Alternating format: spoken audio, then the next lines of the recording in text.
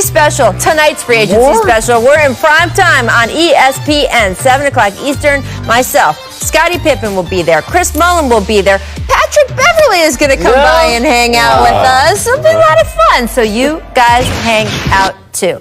I want to get, though, to Boogie Cousins because it's been one of the more peculiar free agencies. He is still without a home after playing for $5.3 million last season on that one-year deal that was supposed to make him a really wanted free agent this season. He came back from the Achilles mid-season, but then had that torn calf in the playoffs.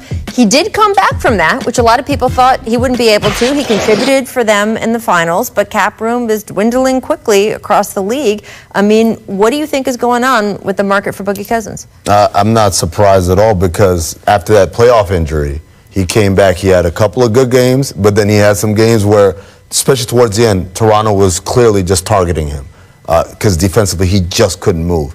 And that's not fair to him because he worked really hard all year long, but them's be the breaks. So right now the perception is you still got a lot of work to do before you get back to a standard form, let alone where he was before the Achilles a couple of years ago. It's kind of like IT situation all over. You got to find a place that you're going to play. Forget about the money. You got to find a place where you can play and show people, I'm good, I'm healthy, I'm on the road to recovery. And hopefully get a big deal next season. DeMarcus is proud. He's competitive. We talked about this in the last several days. They're always better after a major injury on the second year. I think you're going to see a guy who is very motivated and in great shape. We've talked about the free agent class. A year from now, maybe the market's dried up. Not a lot of big signed so far in this market. Go someplace where you play a big role. When that means to stay at Golden State, great. I'd love to see him go to Miami as well. Yeah. But go and play a big role and be yourself and come out of there and start fresh. You coached him. I mean, do you think he has the patience to do this a second year? Because it was a trying year this past year. It took a lot of patience. I was pretty impressed, actually, with the patience that he showed, getting through what he did twice. Do you think he has the patience to do another one-year deal? I think you go through that. I think you grow as a person, and I think he continues to mature. And I think there's an opportunity there for him in some place where he's featured just like IT is, and a big part of their winning. He's a living embodiment for all the guys across the league to get every penny you can when you have the ability to do it.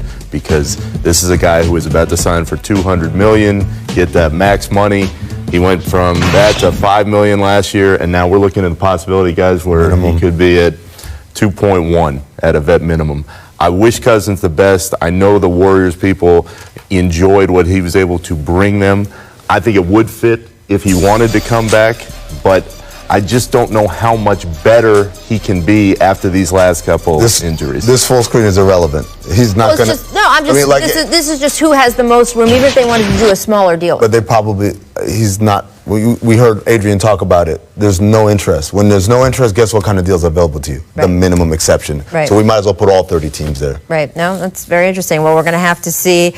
We might know more by tonight, right? You could know about Kawhi by tonight, could know about Boogie by tonight. Come hang out with us, 7 o'clock Eastern on ESPN. Until then, watch your phones because it's free agency. Lots going on. Come on, US team. Let's do it.